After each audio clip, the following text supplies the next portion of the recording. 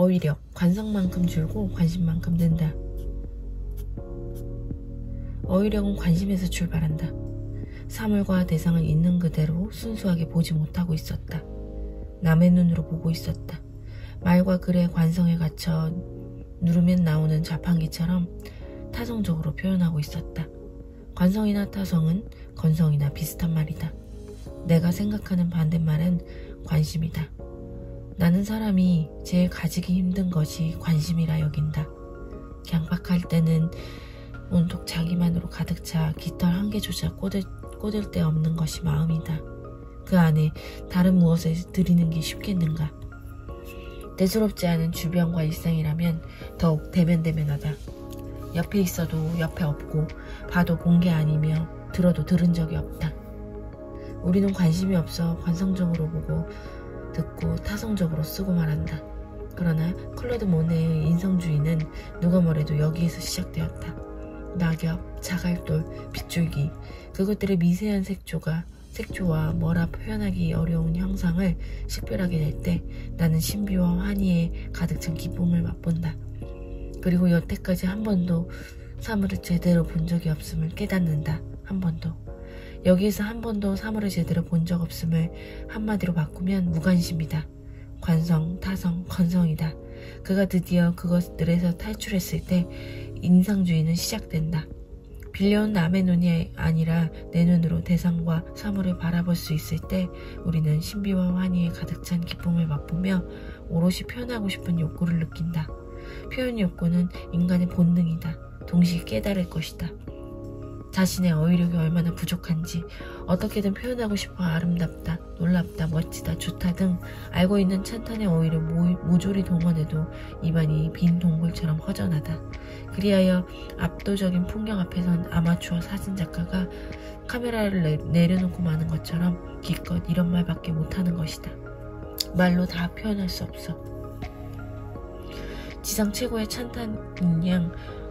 그런데 솔직히 말해보자. 그 이상의 언어를 활용하기 회피한 건 아닌지, 그를 위해 꼼꼼히 관찰하고 질감있게 느끼며 깊이 있게 생각하기를 포기한 건 아닌지 오해 마시라. 당신 멱살을 잡으려고 하는 말이 아니다. 내가 그럴 때가 많아 하는 소리다. 사물과 대상에 관심이 없다면 어휘력 늘리기 쉽지 않다.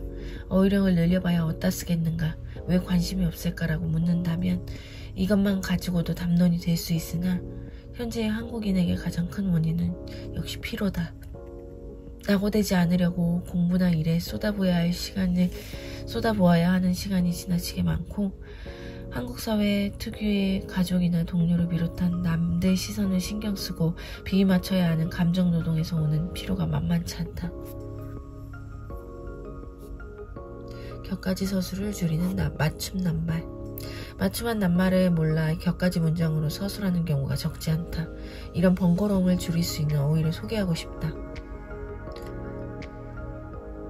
학창시절에 선생님이 칠판에 분필로 수업 내용을 쓰시다 잘못 스치기라도 하면 못으로 철판을 긁는 때처럼 신경을 굉장히 자극하는 마찰음이 난다.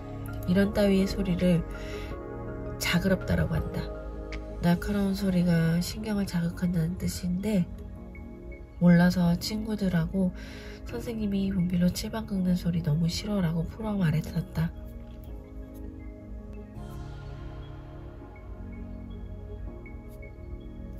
어휘력은 문장을 낱말로, 서술을 명사나 형용사로 줄이는 기술이기도 하다. 세상의 사물과 현상은 저마다 명칭을 가졌고 이장이 송이한 것처럼 소소해 보이는 것들마저 가지고 있다. 심지어 사전에 실린 풀이는 평소 말을 풀어 서술한 내용보다 두루뭉실하지 않고 명확하다. 맞춤한 낱말을 구사하면 불필요한 격가지 서술을 줄여 효율적일 뿐만 아니라 그 낱말을 디딤돌 삼아 하려는 이야기를 자신감 있게 자유자재로 발전시킬 수 있다. 사람에 대해서는 이름을 안다고 다 안다고 할 수 없지만 사물과 현상은 맞춤한 이름을 알면 거의 아는 것이다. 단순히 이름만 아는 게 아니라 하나의 새로운 세상을 아는 것이다. 오히려 감정을 품위 있게 제어할 수 있는 능력. 인간에게 극한의 스트레스를 주는 감정은 억울함이다. 정당한 분노임에도 억누를 수밖에 없어 생기는 억울함은 모멸감과 비로함을 동반한다. 우라병, 억울병이 생긴다. 감정은 문제를 해결하지 않는 한 사라지지 않는다. 이것은 인간에게뿐 아니라 민족이나 국가에도 적용된다. 감정은 그 문제를 해결하라는 고통스러운 시그널이다. 우리가 힘든 건 내 속에 소용돌이치는 감정 때문이지 벌어진 일 때문이 아니다. 감정을 올바로 해석해야 통제하거나 해소할 수 있는 방법을 찾을 수 있다. 언어를 사용한다는 것은 간단한 표현이라고 해도 고도의 두뇌 활동이다. 감각기관을 통해 들어오는 외부의 온갖 정보를 종합해 인지하고 분석하고 추리하고 통찰하고 판단해 언어로 표현하기까지 채 1초도 걸리지 않는다. 자뇌와 우뇌에 흩어져 있는 언어 관련 중추와 신경계가 가히 폭발적인 힘으로 동시에 반응하고 서로 연계한다. 무엇보다 언어 자체가 정밀한 신호체계다. 남이 하는 말을 알아듣고 남이 알아들을 수 있도록 말하는 것은 나아가 남이 하는 말과 글의 숨은 맥락을 알아차리고 남을 설득할 수 있도록 언어를 조율하는 것은 인간 고유의 선천적 능력이기도 하지만 오랜 학습을 통해 길러지고 강화된다. 어른이라고 울 일 없으랴 목 놓아 펑펑 울고 싶을 때가 한두 번이 아니라 저마다 가슴 열어젖히면 눈물이 그득히 쏟아져온 땅에 물이 잠길 것이다. 그러나 그뿐 눈물은 나를 변화시키지도 상황을 바꾸지도 못한다. 말 안 하면 왜 우는지 남도 모르고 나도 모른다. 울지 마라. 소리내 말아라. 글을 쓰라. 그래야 내가 변할 수 있고 상황을 바꿀 수 있다. 내 속을 풀어내는 것도 타인을 설득하는 것도 인간관계의 문제를 해결할 수 있는 것도 설령 말 때문에 사달라의 위험이 크다 해도 결국 말일 수밖에 없다. 인간의 삶은 타인과의 상호작용에 의해 규정되며 이런 상호작용은 주로 말을 통해 확립된다. 장폴 사르트르가 한 말이다. 어휘력이란 체험한 낱말의 종합. 체험한 낱말과 체험하지 못한 낱말은 자연이 솟아오르는 소리와 공룡이 땅을 내리찌는 소리만큼이나 간극이 크다. 자신이 몸과 정신으로 체험한 낱말을 사용해야 오해의 소지를 줄일 수 있고 자유자재로 문장을 구성할 수 있다.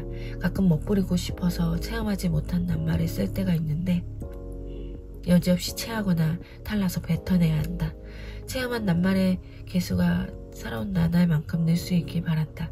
동시에 체험하고 싶은 낱말을 수집하는 것은 매우 설레는 일이다. 우리 10대 시절의 사랑이 꼭 그러했던 것처럼 그런데 당신에게 사랑은 체험한 낱말인가 체험하고 싶은 낱말인가 체험해서 잘 아는 것인가 아직 체험하지 못해 잘 모르는 것인가 세상엔 이처럼 알쏭달쏭한 낱말도 적지 않다. 인간뿐 아니라 낱말 하나도 소우주다. 344일차 독서였습니다.